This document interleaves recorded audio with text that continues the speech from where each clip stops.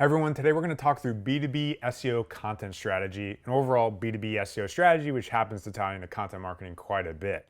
So here at Siege, we do a lot of SEO work for great B2B companies. For example, Asana, mBroker, QuickBooks, to name a few. And as part of that work, we've learned a lot about what works, what doesn't work, and how to implement that to make a big impact on your SEO rankings and traffic in the future.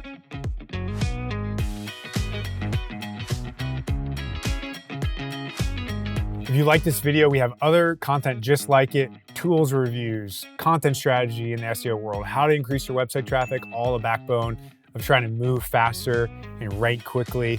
So make sure you jam that notification bell, subscribe, and stay tuned for more content just like this. The first part of an effective B2B content strategy is knowing to think audience research first rather than keyword research first. Especially in these B2B markets that tend to be more technical, there's very often not a lot of search volume that you can find in traditional tools, especially the smaller these brands and niches get. That said, there are common ways that people search for terms that convert in your industry.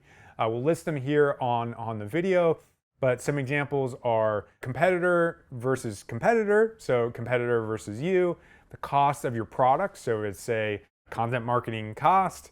That would be a common framework where you could apply your product then cost at the end. Competitor name alternative, jargon in your industry. So I like to reference in the SEO world, sudden jargon that popped up was your money or your life, or EAT, expertise, authority, trust.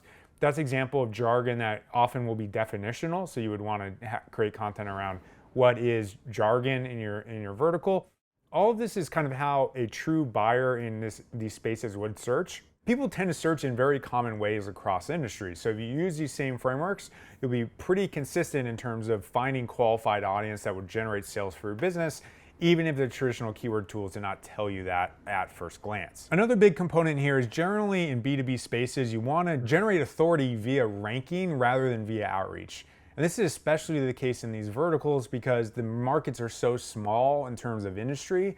If you try to do manual outreach to anybody tied to content, you're most often going to be breaking the topic authority that you truly have as a business. You'll find yourself stretching just to find audience that won't actually be relevant to who your buyer is. And I think this gets especially dangerous in B2B where it's much easier to do that.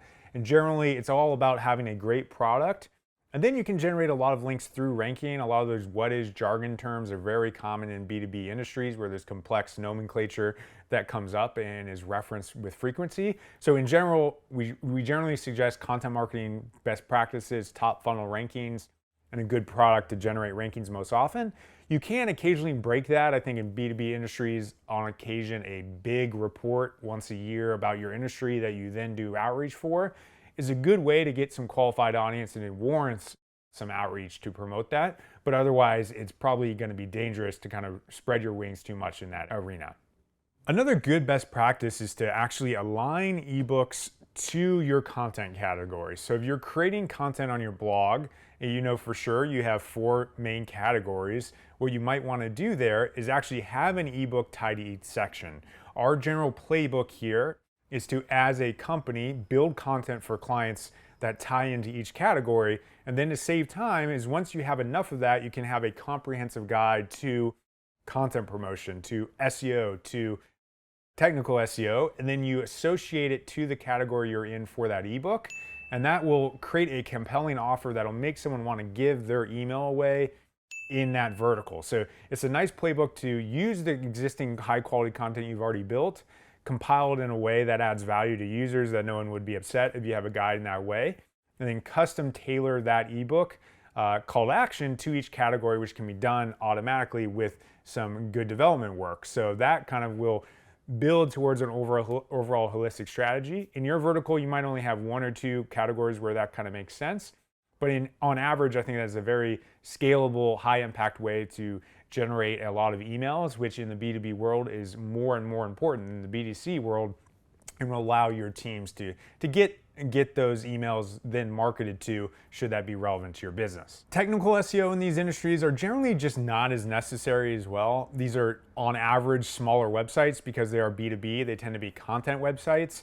And our overall playbook here is maybe you want to think more UX, a few content marketing specialists on your team, maybe an SEO manager or a content marketing manager who knows SEO. That's more of the obvious playbook to deploy. That doesn't mean technical SEO doesn't matter. It just means that those problems tend to crop up less often because you have smaller websites on average. Another piece that we think about in these industries is very often you'll need two content sections where you'll have a blog and a learning center, because in a learning center, these are very complex sales cycles where often you'll want to help educate people down the cycle to make a purchase. In a B2C industry where you might want to buy a t-shirt almost instantly, a learn center is not as needed, but a learn center in the B2B context will allow you to host content and make more aggressive calls to action as they get closer to the bottom of the funnel. This will organize content in an intelligent way, but you can also have more aggressive calls to action, either mid-content, end content, on the sidebar, following you.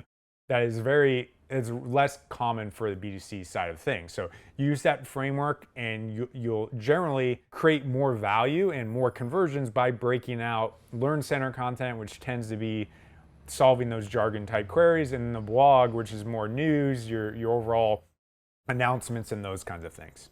And finally, one of our general strategies for the B2B world is that longer onboarding is simply necessary. If you drop a writer in and ask them to write content for you day one, you've done a terrible job of kind of letting them get to know your business in order to be successful. You really do need to know the ins and outs of what the product does and the industry does to be effective as a content marketer or as an SEO. Generally suggest longer onboarding on average. I don't think anybody should be doing content that ties to SEO in month one in any of these industries. So on average, I would simply suggest a longer timeline than if you had deployed it on B2C. Give some people some wiggle room. We have a lot of playbooks in order to get to know a client's industry. Listen to sales calls, see what the contact form submissions say, get recordings of other proposals that happen for the company, get all the sales collateral, ask how they onboard people at their company. If you're in-house, obviously it's how you onboard people at your company. Walk them through the demo, get a demo walkthrough, watch a demo walkthrough, get the questions that the customer asks and learn how they ask in these onboarding areas will allow you to do that audience research we talked about up front to be the most successful and allow you to make an impact in the long term. So that's overall the kind of best practices on B2B SEO. Generally, also suggest checking out our posts on SEO content strategy.